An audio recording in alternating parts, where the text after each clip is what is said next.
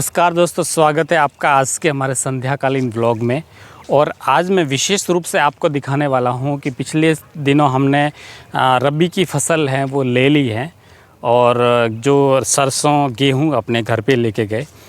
तो पिछले कुछ 3 महीनों से, यानी कि जब से शारदीय नवरात्रा का प्रारंभ हुआ था तब से लगा करके लगभग होली की ऋतु तक हम लोगों ने इस खेत से फसल है वो ले ली है।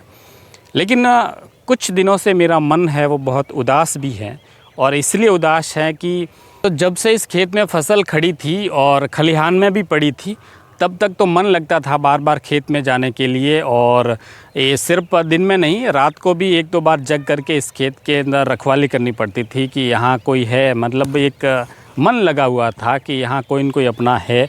एक तरह से परिवार का कोई सदस्य किस तरह से रहता है उसी तरह से खेत की तरफ बार बार मन होता था।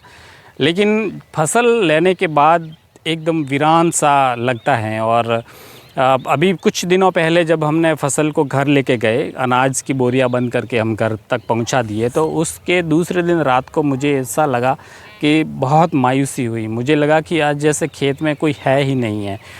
जैसे अपने घर में बेटी के ब्याह के लिए बारात आती हैं और दिन भर बड़ी ही चहलकदमी रहती हैं, और जैसे ही शाम को बारात विदा होती है तो किस तरह से सभी अपने घर चले जाते हैं, बेटी भी घर चली जाती हैं। धीरे धीरे टेंट वाले आते हैं, वो खोल करके अपने तंबू उतार लेते हैं।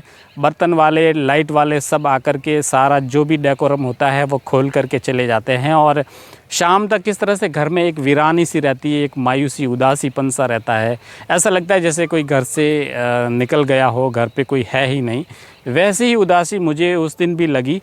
तो मुझे लगा ऐसा कि वास्तव में जब से किसान के खेत में फसल होती है तब तक तो अच्छा लगता है कि हाँ कोई न कोई खेत में है और उसके लिए एक अच्छा सा दिन निकल जाता है। वैसे अच्छी बात है कि फसल पकने के बाद घर पे पहुंचती है अनाज, तो ये एक प्रक्रिया है, वैसी प्रक्रिया है जैसे एक बेटी बड़ी होने के बाद उसको ससुराल भेजा जाता है। लेकिन फिर भी मन में 2-3 दिन तक ऐसी उदासी रही, बेचैनी रही, और लगा कि वास्तव में यहाँ पर कोई नहीं है, पूरा खेत है वो सुनसान सा पड़ा हुआ है।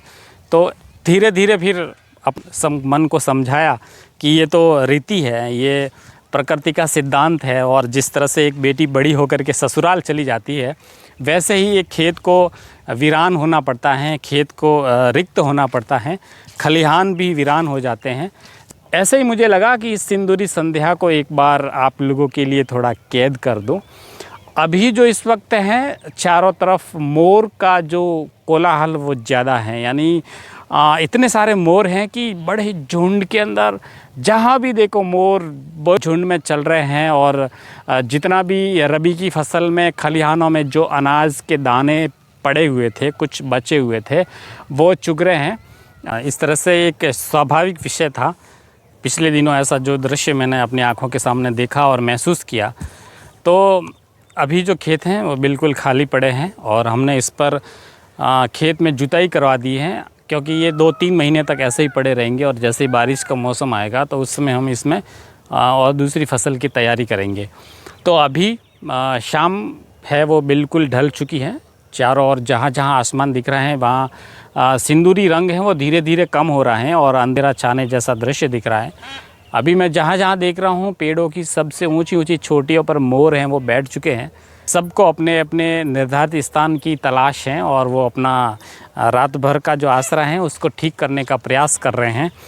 अभी जो आप देख सकते हैं कि कुछ ऐसी जगह हैं जहाँ पर मोर बहुत ज़्यादा बैठे हुए हैं। जैसे मैं अभी एक रोहिड़ा का पेड़ है वहाँ पर देख सकता हूँ, तो एक पेड़ के ऊपर कम से कम 10-10 मोर बैठे हुए हैं।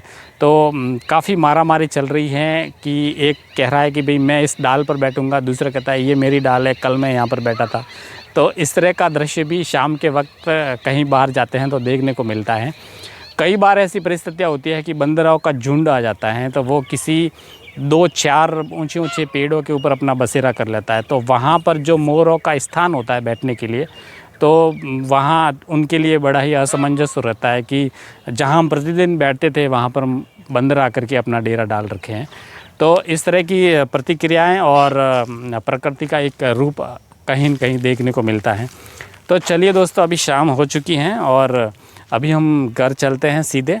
तो आपको ये व्लॉग कैसा लगा? अगर अच्छा लगा है तो ज़रूर कमेंट कीजिए और फिर मिलते हैं किसी और नए ब्लॉग में। राधे राधे।